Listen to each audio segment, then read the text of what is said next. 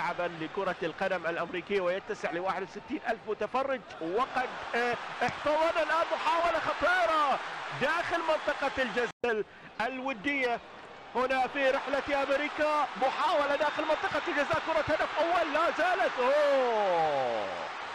مقطوعة الكرة الماضية هذه المرة في منتصف أرضية الملعب من جانب الفريقين. من البداية كانت المباراة حامية والالتحامات الموجودة من جانب الفريقين.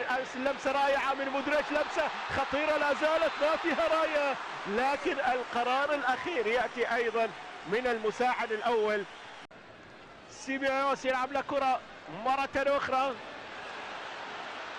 سريعة الآن في الجانب الأيسر من أردا كولير، يحول له كرة داخل المنطقة.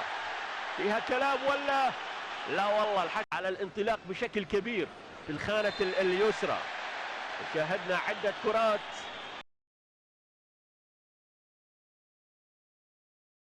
ايضا فرصة لكلا المدربين لاعطاء التعليمات هنا كما هو واضح تماما. اندريك وكذلك كارلو انشيلوتي.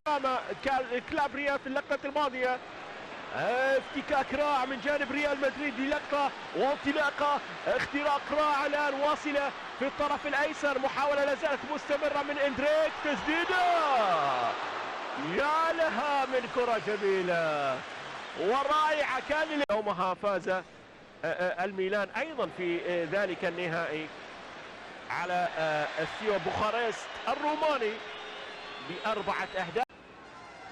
5 دقائق فقط عدت من شوط المباراة الثاني، وملاكيوس ربما يغادر أرضية الملعب بداعي الإصابة كتغيير اضطراري.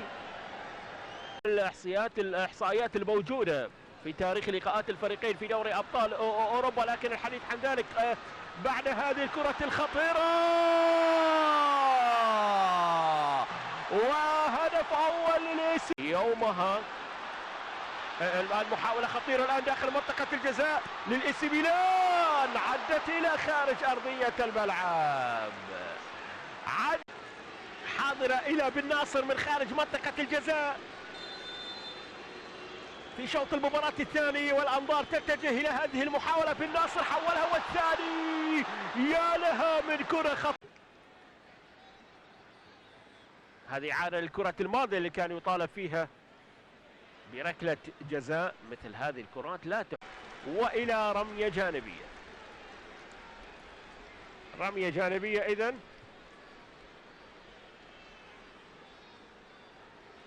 هذه عادة للكرة مرة أخرى فيها ارتداد سريع الآن، والانطلاقة موجودة من خارج منطقة الجزاء. كرة يا سلام. توموري يعيدها إلى حارس المرمى، عادت مرة أخرى.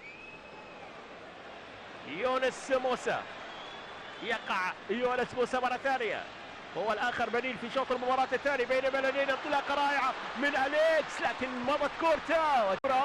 تدخل آخر، حكم اللقاء يعطي الأفضلية لريال مدريد من كرة داخل منطقة الجزاء. فرصة التعديل حاضرة، هذه كرة التعادل ضاعت. اللي أعلن الإيسي ميلان عن تعاقد معها في بداية هذا الموسم. محاولة الآن في الجانب الأيسر ولا زالت قائمة، تسديدة تصطد مرة ثانية لكنها مقطوعة لريال مدريد. الماضية في آخر دقيقة من الوقت المقدر ب3 دقائق من الحكم لوبيز.